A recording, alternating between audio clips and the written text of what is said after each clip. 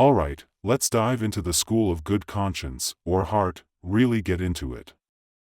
Just to be clear, we're not talking about studying the physical heart or psychology.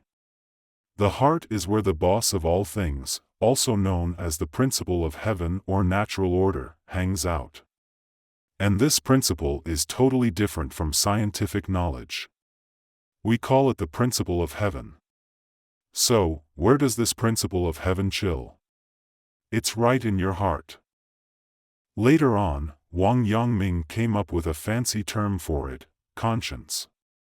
Conscience is where the principle of heaven shines bright and wakes up. So, basically, conscience is the principle of heaven. That's what Wang Yangming said, word for word.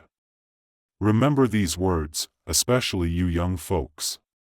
Maybe you've heard them before when you were younger, but really understanding their true meaning is a whole other story. It's important to keep these words in mind so that when the time comes, you can truly grasp the essence of what the school of the heart is all about. So, why does Wang Yangming emphasize that your heart is everything? It sounds pretty idealistic, doesn't it? Well, that's the first idea of Wang Yangming's school of the heart. Heart is the truth. This idea has its roots in Mencius' teachings and the early stages of the school of the heart. Mencius said, "Don't go searching for truth outside yourself." How did he put it? He said, everything you need is already within you. Just turn inward with sincerity, and you'll find true happiness. The truth about everything, we already have it inside us. We don't have to look for it elsewhere. Mencius also said, the essence of learning is finding back your heart. What does that mean? What are we really after when we pursue knowledge in the Mencius context? It's not about becoming a scientist, a physicist, or an economist, right? The real purpose of learning is simply this: to rediscover our lost hearts. Finding back your heart means having let go of your heart and then reclaiming it. When we raise chickens and ducks, we let them roam during the day, but in the evening, we always make sure to bring them back. But when it comes to our own hearts, why don't we do the same? If you bring back your heart, that's what true learning is all about. The essence of learning is just about retrieving the heart that we let go. That's what it's all about. While Mencius' school of the heart was gaining popularity, most people of that time just couldn't wrap their heads around it. On the other hand, Xunzi's teachings were widely embraced. Xunzi, also a follower of Confucianism, took a different approach to interpreting Confucius' teachings. As I mentioned earlier, he believed that human nature is inherently mean, and he also believed that morality is a set of rules that keep us from constantly battling each other for personal gain. These rules make sure that our selfish struggles stay within reasonable limits. And what do we call this set of rules? Well, rituals and etiquette.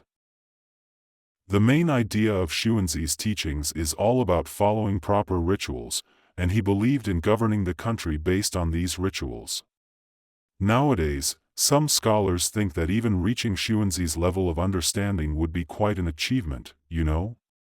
We Chinese have always been known for valuing etiquette, right?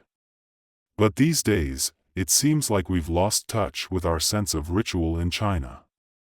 So, shouldn't we start by bringing back Xunzi's emphasis on rituals before even diving into Mencius' school of the heart?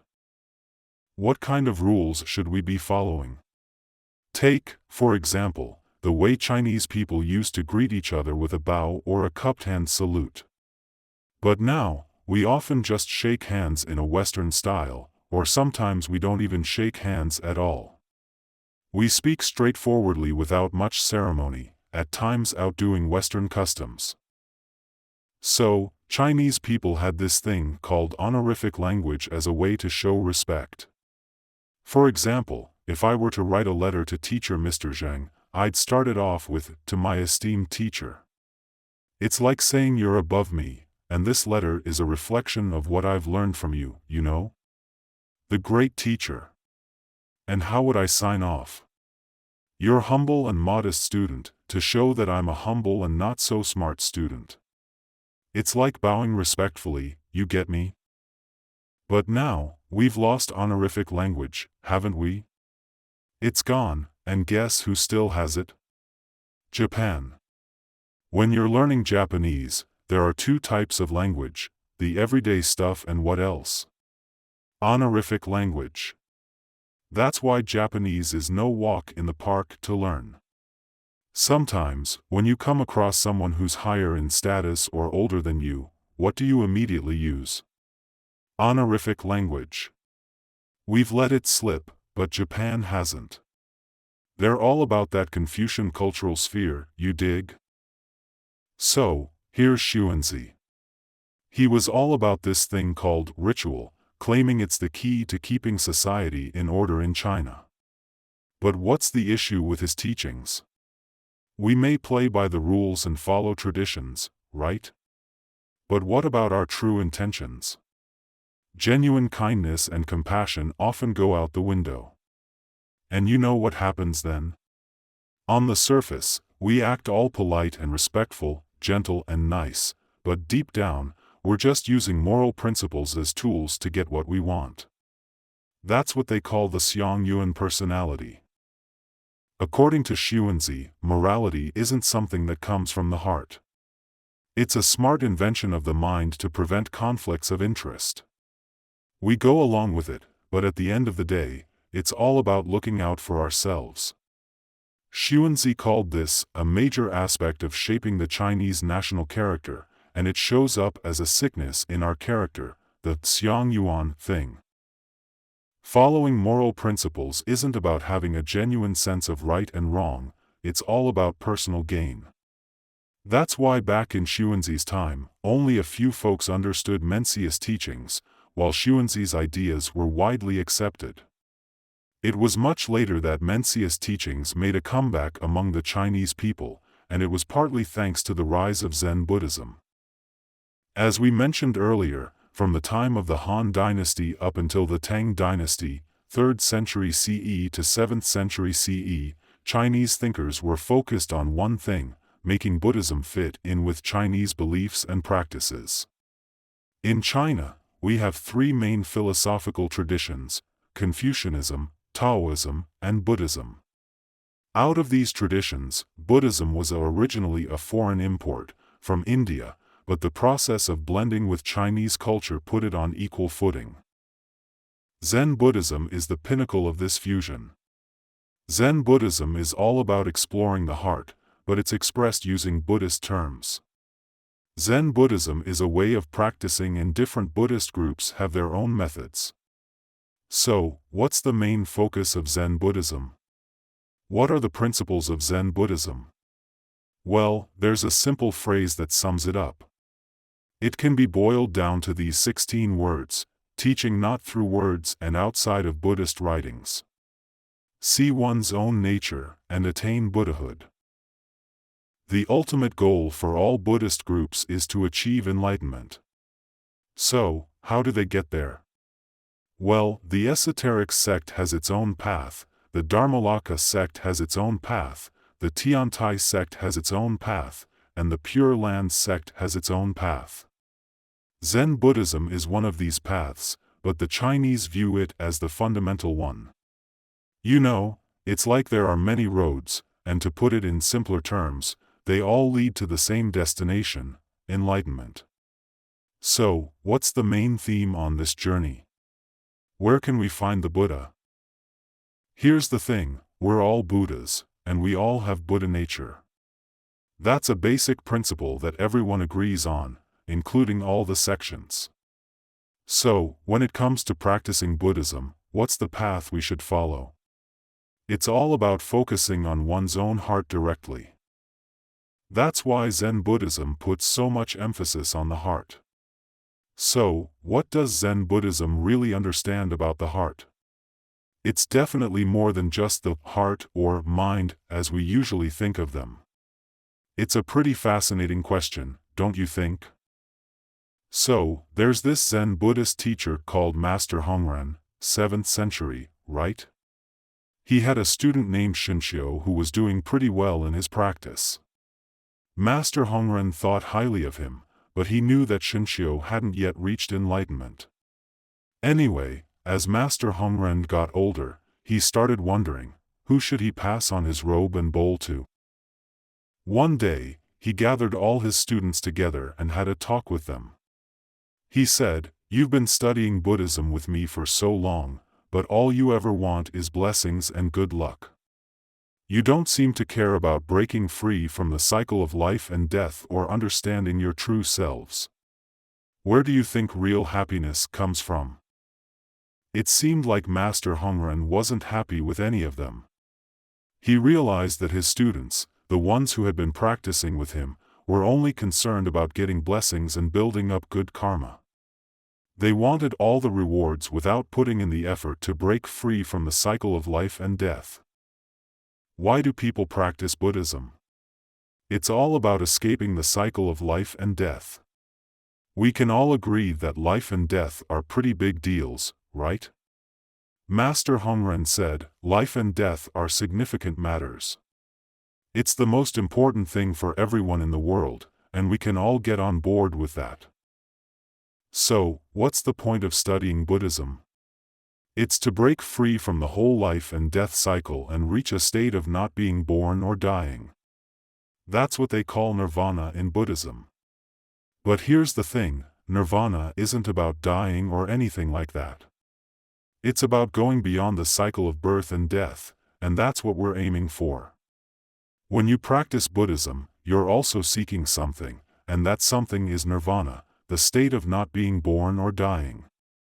If you're only seeking other stuff and not this, what exactly are you looking for? Blessings and good fortune, without putting in the effort to liberate yourself from the cycle of life and death. The phrase, blinded to one's true nature, is super important here. It means that we can't see our own true selves. So, where can we seek the enlightenment? In that phrase, blinded to one's true nature, there are two meanings. First, our true nature is our Buddha nature.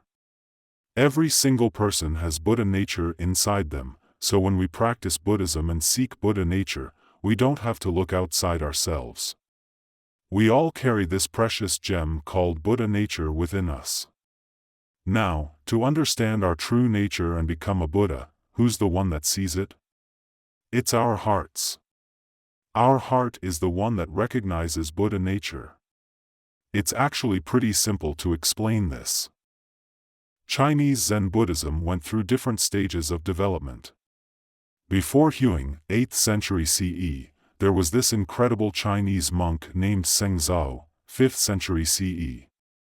He wrote a text called the Treasure Store Treatise, where he explained it like this. Imagine someone walking into a treasure store, a warehouse filled with all kinds of gold stuff like rings, necklaces, bowls, chopsticks, bars, and bricks. This person looks at all these gold objects. What does Xunzi say about this person? He is not getting caught up in how things look but focusing on the essence of gold itself. Is the difference between a gold ring and a gold necklace just about how they look? So, a gold ring is not the same as a gold necklace, and a gold bowl is different from gold chopsticks. These differences are all about appearances. Now, what does this person see inside the treasure store? He sees the pure essence of gold itself. It's like he is always contemplating the essence and not getting attached to appearances. By letting go of the differences and distinctions in how things look, he sees the true essence of the gold objects. This analogy is really important. Xunzi said, it's not that this person can't see how things look, but he is not misguided by appearances. Let's talk about the two ways we see things. There are two perspectives when we look at the world. One is based on how things appear. For example, if you walk up to me with an LV bag, I might think, wow, that's a high-end brand bag. Then I look at my own bag, it seems ordinary, but it's still a bag. Your LV bag is just an appearance, right? My bag has its own appearance too, and there's a noticeable difference between them. Your bag is much more expensive and better quality, that's a fact. No denying it. But even though your bag is fancy, it doesn't change the fact that my bag is still a bag. That's what we call not getting too attached to appearances, right? Can I see through appearances? There are two ways to look at things, folks. When we notice the difference between an LV bag and an ordinary bag, what are we using to see it?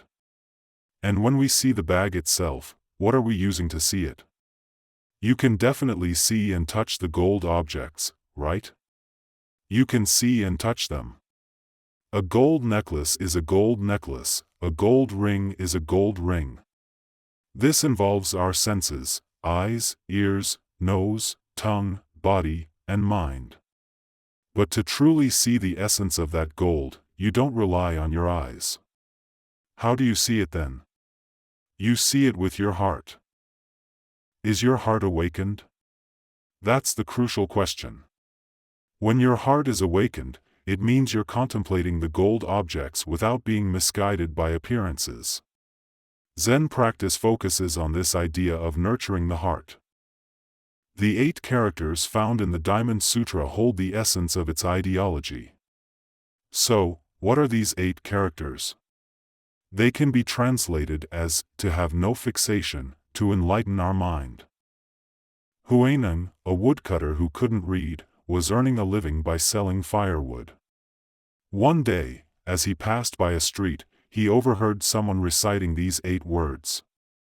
The moment Huineng heard them, something clicked inside him, and he couldn't help but approach the person and ask, "Hey, what scripture are you reciting?"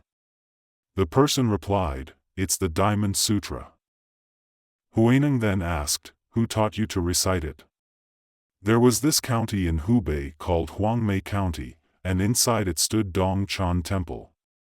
The head monk of Dongchan Temple, Master Hongren, was the 5th Zen Buddhist patriarch. Master Hongren once shared with me that Buddhist scriptures are vast and endless, impossible to read in their entirety. However, he mentioned that if we focus on studying just one particular sutra, it can bring a lifetime of benefits. That sutra is none other than the Diamond Sutra. So, the core idea of the Diamond Sutra can be summed up in those 8 words. Now, we have an understanding of attachment or fixation. It encompasses the observable aspects or appearances we encounter in the world. However, it is crucial not to linger or become absorbed in them. These appearances include the distinctions we make, such as categorizing things and people as superior or inferior, noble or humble. What occurs when we release our fixation on appearances? Our true nature emerges. It is referred to as enlightenment of the mind. And what does this awakened mind perceive? It recognizes the presence of Buddha nature in us. It is akin to entering a treasure-filled warehouse and directly perceiving the intrinsic essence of gold. This analogy is thought-provoking because the naked eye cannot perceive the true nature of gold. It requires the discernment of the mind. Your eyes, ears, nose, tongue, and body can only identify various forms and objects.